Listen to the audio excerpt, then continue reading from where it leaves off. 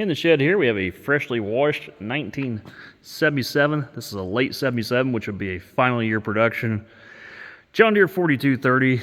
And if you're not familiar with the 30 series, they had the 4030, 42, 44, 46. And the 4030 was a 3020, 42 was a 4020, 4430 was a 4320, 4630 was a 4620, essentially. And this was the Soundguard series tractors, the new generations that followed the 20 series tractors. Anyway, this is a 4230. What makes it a little bit rare is it is a late 77, which had some updates. We'll take a look at those. And it's a power shift, which is pretty rare. Now this tractor, I am certain, is an original paint on the hood and nose and around the cab, places like that, but the fenders are not. We're just getting it washed up and taking a look at it here, and this fender here's got some scuffing, but it's pretty straight. Then on this other side we have a wrinkled fender, and we're going to have to address that. Now, if you guys have worked on these tractors at all, or followed this channel, you know we have a 4850. And in that 4850, if you watch any videos on it, we saw that we put fenders on it. Pretty easy to do because they're a bolt-on fender. The bolt-on fenders, however, did not come out until the 40 series John Deeres. The 30 series John Deeres, they do have a row of bolts up in here, which you probably can't see. What those row of bolts do is they hold this channel here on between the glass and the fender, and that channel holds the window seal, which is a window seal that comes in from the other way. The later ones have a bolt-on fender, and then they have a little plastic channel that sits between the fender and the glass. We'll take a look at that 4850 here in a sec. Now they do sell these fenders for this tractor, but you have to go through and cut all the spot welds and all the spot welds up around. And it's just a thin sheet. That was the whole cab side. And again, more spot welds down the back and up underneath. And you can even see right here's a little weld across the rear. So it is a replaceable fender, but it does take a considerable amount of work to replace. This particular tractor only has 5,000 hours, originated from Illinois on a very small farm. I think it was pretty well kept. It's original and it's straight, at least, 18/4/34 rears. I like to fix tractors. When I do, I like to fix them the right way. This tractor was a little bit patched up with a poof can, and when they painted the frame rails, immediately just blew right back off the power washer. Anything that strips the power washer, I just strip it right off. Those are going to go full sand or full sandblast and get redone. Same with this battery box side. Now right here we have the 4850. If you guys watch this channel, you've seen this tractor multiple times. And everything's wet, everything's sweating. We've had recent rains and the floor is wet. You can see the fuel level, that's where it's sweating. But this tractor's had a lot of work done to it. Kind of our baby, it's kind of our project here. But it's the way I like them. Now, taking a look at this tractor. 50 series and 40 series. Now this one's had the air conditioning updated. You know, we got the steel lines, some updates around the engine. Of course, this one's got the updated stairs. But moving into the back here, here's these fenders. Here's the bolt-on fenders I'm talking about. This is a big double layer sheet, and you can see up here is a bolting flange where the fenders bolt on. This particular tractor has 20.838 rears, 16L5, 16.1 fronts. Everything's all been redone, and any paint work that's done on it was in full disassemble and actually done the correct way. And I did get a couple questions one time as what these grease zerks are. It's a kit from John Deere. Actually goes down, routes out to the axles, so you can grease your axle bearings. In here we got 1,500 pound rear weights. And out here we got, I think these are 100 or 150s, and there's 3 of them. And those are the heavy cast centers. So quite a bit of rear ballast on here. Anyway, nice looking tractor. Put a little time and effort into this. Full rack of front weights that I recently redid. And getting weights for these are getting a little hard to get all the 50 series weights because Back then you kind of had to fit them together because unless you bought them all like out of the factory as a matching set, because I think the castings changed a little bit over time. Tractor is original paint besides the hood and sheet metal.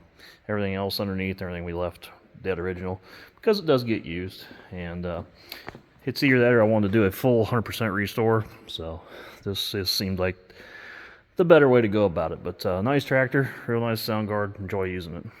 Okay, coming back over here to this 4230. Again, this is a 77 4230. And some changes they made on the 77s over the earlier ones was they had a later model door handle like a 40 series, unless you have a final year 40 series, as the earlier ones had a T handle here. Certain 30s have two lights. This particular one only has a single light option. It does have a new starter on it, and it has been converted over to 134 air, but it's not working. Now, if anybody has a 4040 John Deere, a 4040 and a 4230, if you roll them up next to each other, are very, very close in proximity to. I mean, they're just almost identical tractors, except the 40 series had a few updates. The 40 series is going to have a steel line for coolant. They're going to have the bolt-on fenders, which is a much bigger deal. And you're going to have a flip-up PTO shield, whereas this had a 4020 style PTO shield. I believe a 40, I'm not positive, I believe they had a factory light plug. All this steel here is black. They do not have the breather here anymore. They had the screw-on caps and a few other little updates throughout them. Otherwise, pretty much the same. There's the same engine, same horsepower, same injection pump. All of it was all the same. 4230 was the shorter non-turbocharge. This was just a squatted down 4430, no turbo. 4020 exhaust and stuff on there. Because they were a little lower, they basically had no cab riser. 4030 was actually so low they didn't even have this cab riser. But if you go to like a 4240 or 4440, then you're going to see a cab riser. It's about that tall. And they brought everything up, brought the hood up so they could put turbos and bigger air cleaners on them. Now, if this was a 4040, you'd have the thicker floor mat. The old 30s just had the little single sheet thickness, lousy little floor mat. I pointed out this starter earlier, but this starter is not factory. This is a gear reduction starter on here. It's an update from Deere. We'll take a look inside the cab here, and somebody's put some upholstery in here, but it's not done very well. And it's not in great shape, but the cab is pretty straight as far as, you know, like not being twisted up or stuff broken or a dash is split or anything like that. Now, this is a 77, so you're going to have some later model things in here. Your dash panel is going to have the later model grip here. You have your ether here and your cigarette lighter. This is more laid out like a 40. Your radio comes down at a very sharp angle. That's indicative of a 30 or 40, and you only had 4 AC vents. And one thing that always drove me nuts in the 30s, you only had a 2-speed cab fan, whereas the 40 and 50s on up all had 3 speeds. And there is a company that makes a 3-speed conversion for this tractor, which will be getting put in it. Dome light is over here like a 50, whereas really early 30 series had a dome light in a different location, as well as the ashtray in a different location. And then over here on the console, we have kind of a later model console. This is a little different just because power shift, whereas a quad range have a little different plastic here. Throttle handles straight, whereas a 40 or 50 actually curves and bends toward you a little bit instead of being straight up and down. We have the old rubber steering wheel, which leaves your hands black at the end of the day, as well as the old rubber coated window handles there, which are also nasty old rubber, whereas the later ones were plastic. And then we have the old 30 series manual adjust weight manual seat. This one does have the posture seat in it, the later model seat cushions, just because it is a late 77. Basically, this was on the edge of a 40 series cab. But you can see these pieces of metal and that seal, how it goes in there, and the fender out there. Whereas that 40s on up were pretty improved in that part of the cab. Anyway, just got a bath. This tractor is going to get worked over. It's kind of going to be a fun little project. We got a little twist in the cab door here. I think it's just shook apart from years of use maybe, but it's kind of gapping down here at the bottom, so we're going to do something about that. But anyway, pretty clean little tractor. at least it's something to work with. I don't think you'll find too many 3030s that look this good with only 5,000 hours on them.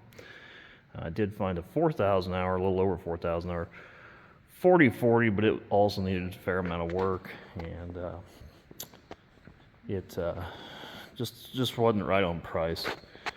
You could do a lot more with this one for the price difference. And as I said, they're basically the same tractor, minus the fenders, the floor mat, some cabs, fans, things like that. But if it all needs worked on, why not just buy the cheaper tractors? You're buying the parts anyway. The nice thing about this little tractor is it's clean enough. You know, like all the black up around there is all straight, and all the metal's pretty straight, besides that fender. So we got something here to work with. Pretty excited about it. It's going to be a fun little project to do. You guys will have to stay tuned for this tractor. And appreciate you guys watching those 4850 videos. Anyway, stay tuned for this little project, see what we do with it, see why it's here on the farm, what we're going to do with it maybe. Just stay tuned. I think you guys will be excited for that series when it comes to fruition. Oh look, I just happen to have the brochure. Here's a 4040, 90 horsepower 4040, or the 100 horsepower 4230. Those PTO horsepower. I'm not sure what the flywheel horsepower knows would have been. If you look back at the specs, basically identical tractors. Don't know why the other one was 10 horsepower more, because I did look up all the injectors, block, everything. It's all the same. So 404, but if you would have got a 4230, you would have had, or 4240 I mean, you would have had a cab riser and a 466, but it would have remained natural aspiration. And here's a quick little recap montage of the 4850 as we rebuilt it.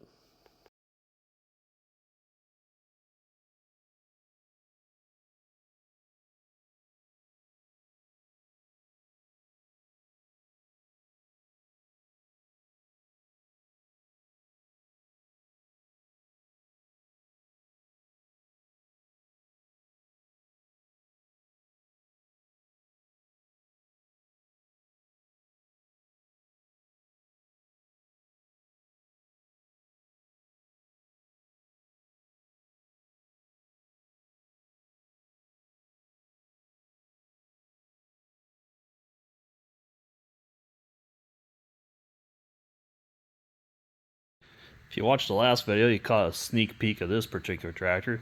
This is an 89, 89 60.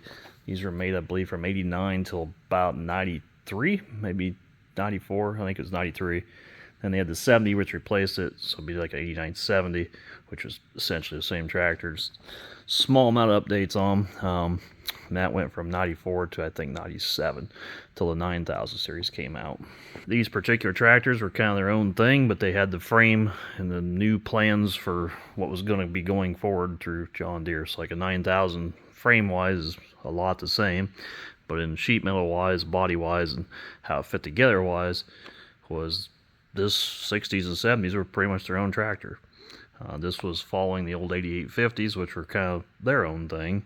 And then Deere got away from that platform with castings in the rear and split transmissions, and decided to go to more of a mainstay four-wheel drive like everybody else. At this time, this particular tractor will be used on our farm. It is not available for resale, again, at this particular time. What we're doing to it right now is we're doing some updates to it. We did obtain a heavy-duty drawbar support from the junkyard, and parts of this tractor are getting a little hard to find. Quite a few of them are in the junkyard, which helps, but they are getting a little hard to get. It does only have 3 SCVs. That's something we're going to have to deal with, as we need 4, possibly a 5th, and we'll talk about that in our video. We're doing paint work on it, went through some things mechanically, oils, fluids, and installing a Green Star Universal kit, as well as just a lot of paint correction work and things like that. Just getting things done, and I've been experimenting with some ceramic coating. Redid all the frame rails. Takes a lot of work to put these old tractors together, and the paint's not perfect, but I'm trying to learn how to do some ceramic coating, and it's coming together. This particular tractor, being an 8960 or an 8970, same, they had the big cam Cummins. Then the mid-size had the 619 Deere, and the small ones, of course, had a 466 Deere. But the two biggest ones, the two biggest, and by that I mean series, 8960, 8970, they were Cummins engines. This was the late Cummins too, made in Brazil. So, towards the tailing end of the 855s. Take you guys up, show you the cab here. And these, again, they kind of have their own cab, their own thing, and a big wide open glass door on the side. But we're really working this over, and maybe I'll do like a montage or something where I put it all together at the end. This particular tractor, the roof was broken on it, and these are nothing more than just 4-post drops, and this was a complete top and shell. And it's not like a sound guard or traditional sound guard series, whereas the roof was just a cap. This was literally the bottom and the top, all one thing. The air conditioning is all elsewhere. This had a hydraulic seat in it. The seat was destroyed. Some of the parts weren't available. So we had to remove that and remove the assembly, which is a real chore in itself. And we were installing a 1300 series air seat, semi-active. I've been working on upholstery in here, trying to get things glued in. And again, I'll have to bring you guys along for a little better put together video of this. It's coming together pretty nicely. Radio again was unavailable, so we ended up putting a aftermarket radio in, which is better anyway. But trying to make an old tractor into something newer and nicer. We have ways to go with that 8960 yet, but here's a quick little montage of pictures showing some of the parts and how the cab went together as it was stripped down.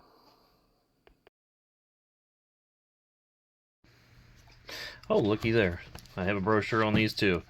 8960 brochure shows the tractor throughout the brochure, the different engines. This will be an 8560, 87, and 89. And that, of course, was the Cummins. And they had 3 transmissions available. The 12-speed, which was just a 12, no high-low. The 24, which had the most variants of gears, meaning the most ratios available. That's what we have. That was a synchronized quarter inch, essentially what those are. Then they had the 12-speed power shift, which was also a really nice option, but I don't know how reliable they were. They had a manual handbrake, the old pull brakes out of the floor, like a cable pull brake, and they were only 12 gears, so they didn't have a huge amount of gears. But neat to see the brochure here, and you can see how it goes together. And back here on the 70 series brochure, they did add one more model. They had the 8970, and they added an 8870 instead of 85, 87, and 89. They added an 88 in between, so they had 4 models. And on the 70s, you can see that this hood panel right here, instead of being a perforated louvered hood panel, was solid. And of course, they had a different stripe. If you had the smaller ones, the 619, there were some engine changes, but if you had the Cummins in the 89, it was the same, minus the pump. They had some electronics in the pump, which most people take the 8970s and convert them back to an 8960 because they had trouble with that electronic conversion. But just need to thumb through these brochures and look at them. The other update was an air seat factory, whereas the 60 was that hydraulic, and there's a really good picture of that updated hood panel there. I'm not sure why they did that, but they did. The air seat would been a nice update, and I was thinking about buying an 8970 air seat. It said on parts conversion available until you go to actually buy it. Then that even subs over, and it actually subs over to a seat out of a 7810. When they put the air seat, they put a little toolbox here instead of where ours just has a panel that would access the hydraulics, and you can see it's this extra storage compartment, which would have also been nice. And the 70 series only had 2 louvers. The whole air conditioning, the whole cab had 2 louvers. That was it. The 60s had 3 louvers in the dash, and ours is going to have a 70 series dash because I could not get any of those parts anymore and ended up finding out of a junkyard a 2 louver dash. And you could actually buy the louvers, but not any of the other pieces, so I was able to put it all together. It's been quite a challenge just finding parts for that tractor. And there's one in the brochure there with the 3-point PTO. Pretty damn neat.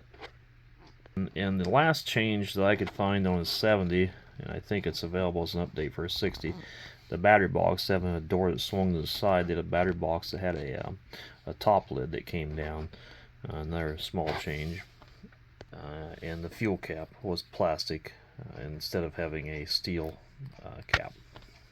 Just negligible small things between the two tractors as differences.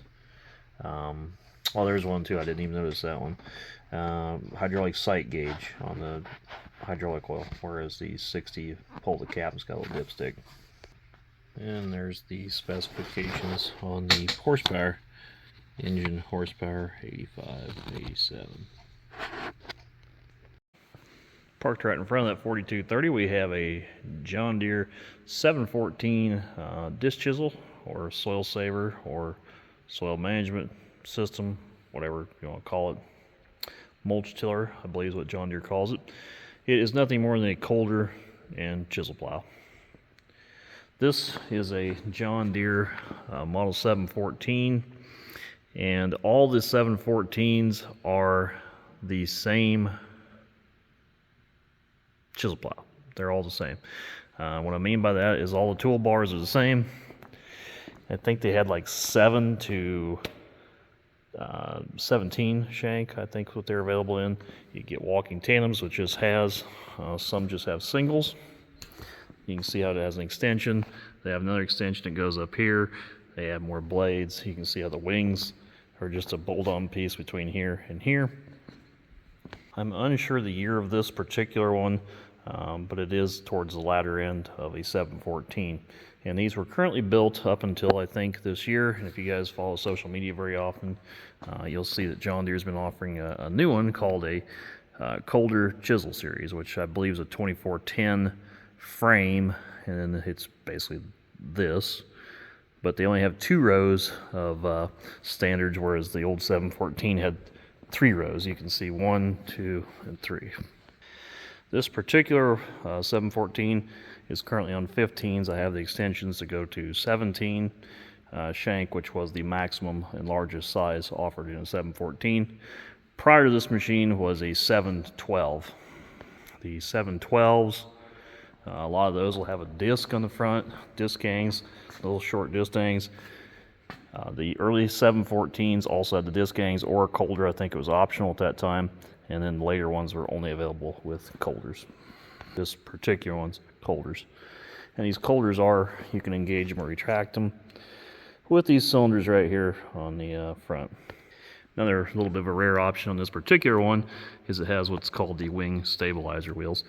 And these are not really wings, these are more just fold down extensions, because when this folds down, it's just one width of tool. They fold down solid. And I think this machine with the 17s, I think is about 21, maybe 22 feet wide. They had different standards available. This is the true depth standard, which was a big spring up top, and the on-edge shank. Some just used the old, like an Hydra style shank, it was flat, and some didn't even have a spring. I'm not sure how many different types were available. I know this was the best option at the time. And then the old just shear bolt style shanks, they were not great for rocks or roots. Anyway, this particular machine, we've just been using it to smooth up kind of where dozer work goes, stuff like that. But we're thinking about maybe making some upgrades to it. I'm going to put some pictures here of the new Coulter chisel. And here's the new Coulter chisel unveiled by John Deere. This is recently unveiled. If you go right here on the website, you can't even do the build and price yet because I don't even think it's in production. But you can thumb through the pictures and see it. It's a spread out frame.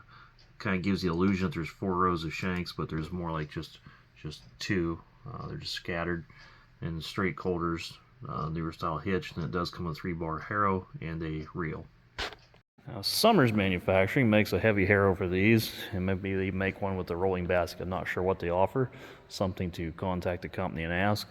I think that's kind of what makes them work. And I'll put a little gap in the video here to show you guys the Summers brand harrow, and they sell a universal harrow in available different time lengths. And there's a picture. And I actually was able to find the 714 with a Summers brand harrow on it as a representational picture. Work. The new machine by John Deere, the Kohler Chisel, they're claiming it's a 7-mile-an-hour tool. I don't know what the difference between it and this one would be, except I think they might have widened this shank out. Maybe they've increased the pressure here so you can go a little faster. I'm not sure. You can tell a late 714 from an early one on the tail lights, whereas this one has the marker lights in the centers, as the early ones had all the lights on the outer edge. Lately on the internet, there's been quite a few of these. When I was looking or wanted to buy one, they were actually quite hard to find, but I've noticed several of them popped up lately due to our likely impending farm recession. But this machine's not for sale or anything. I just wanted to show it to you guys and maybe explain some of the features and differences if you guys are looking at one of these. The old 712s, again, they were a disc and then pretty much the same thereafter, but they did have some lighter frames and they had some cracking issues. If you're looking at a new one, it's going to be called the Kohler Chisel. But ironically, they've eliminated the 15 and 17 shank size. It goes 13 on a rigid, then jumps to a 19 on a folding. And I'm not convinced that we could ever pull a 19 shank. That just seems like a lot of chisel plow back there, especially adding the baskets and big harrow in the back. You know, it's just going to take a lot more power even yet. But this particular one we may do some modifications with. We really like the tool, but we'd maybe like to make it so it's more of a one-pass tool for some fall use, even though we're not in a high tillage area. It's pretty selective here. But what we do till, we might update this in the future. Oh, and looky there, I found another brochure. So I was right when I recorded this a couple days prior, was they do have 3 shanks. There's what we have. There was the mid-grade, and there was the shear bolt. This one here is in 15 shank configuration, and there's the earlier tail lights that I was speaking about in the video. This one does have the weight package, which ours has the mounts for, and may receive some weights.